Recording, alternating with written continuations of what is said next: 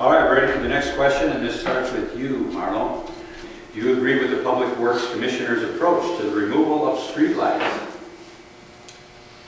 One of my core values is to make sure that Racine itself as a whole is safe. I don't necessarily believe that decreasing streetlights is going to promote that core belief of mine, which is safety.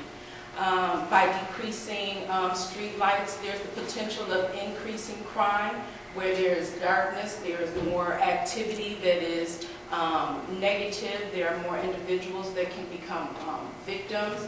Also, it affects businesses. When there isn't a lot of light, when there isn't a lot of illumination, people don't come out and spend money. They don't go to businesses. I think that we need to look at other alternatives to getting the funds that we need. I believe that decreasing the street lights only save about $100,000 a year.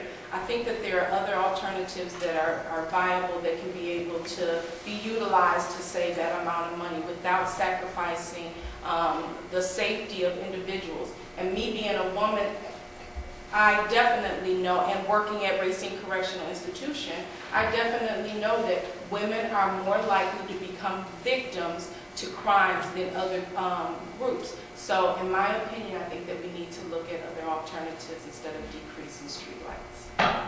Thank you. Over to you, Jeff. Yes, over the last few years, the city has done a lot of switching over to these LED lights that have saved a lot of money on some of the streets. The lights they're talking about are the ones that are on the wooden poles, We Energies.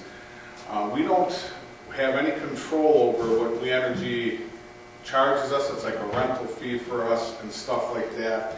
And I think but I believe we have to find another way. We have to go through these neighborhoods a block at a time without taking all the streetlights out in the neighborhoods at one time. There's got to be another way. Some of the streetlights are talking about taking out to right over fire hydrants. I mean, if a fire comes to the house and the fire department can't find that hydrant, how is that safe?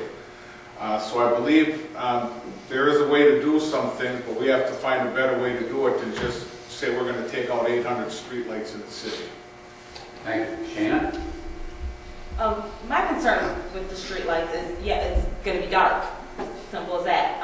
And not everybody has a porch light or a street light. Also, a homeowner, their insurance policy can actually change if there's not a street light in front of their house. And my concern is listening to the people in the district and how are we going to help them help each person that calls with a complaint because their insurance policy has either increased or changed because of that. And also safety. It's going to be dark and not every street is the same. So I think that there are other alternatives that we can turn to save money. Thank you. Over to you, Mr. Fair, Keith. Thank you very much. I believe that the question was, the question was... Let me rephrase it, restate it. Do you agree with the Public Works Commissioner's approach to the removal of streetlights? Yeah, that's exactly what I thought it was. And the question is, the answer to that question is no, I don't approve of his approach. The first district, and I kid with people all the time, the first district is the city with lights. You have the roundabout, you have 6th Street, you have the 7th Street, you have the Main Street. So we have lights. During this particular proposal, they're only proposing 41 lights being taken out of the district.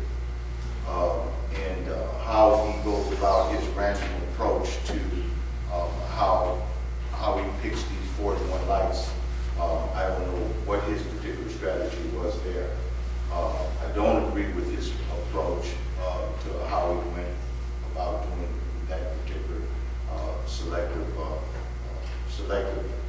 type of removal of lights in the district. But I do know we give it LED lights, lights on poles, our lights, We Energies lights. I do believe in stuff that there has to be a better way and a better approach to this particular system.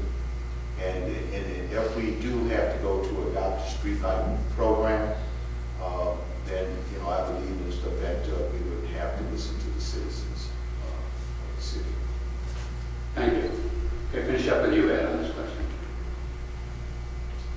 think we're also missing the point here, though, that they were talking about adding 181 lights. And so it's not removing lights, it's coming up with some kind of a residential policy for lighting that's uniform, so that all areas have a consistent amount of proper lighting. That concept I support.